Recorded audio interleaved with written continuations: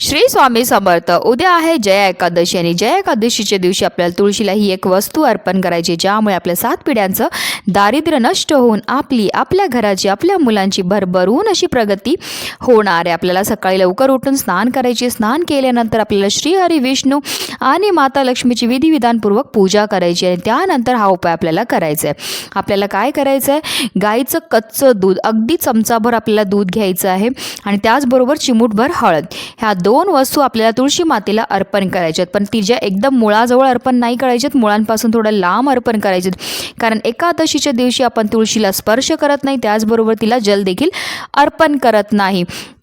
पण ह्या 2 वस्तू जर आपण तुळशी मातेला अर्पण केल्या तर आपल्या जीवनामध्ये असणारं सर्व दारिद्र्य नष्ट होतं आणि त्याचबरोबर आपल्या घराची भरभरून अशी प्रगती होते. त्यानंतर आपल्याला तुळशी मातेला आपल्या जीवनातल्या समस्या सांगून प्रार्थना करायची आहे. श्री स्वामी समर्थ.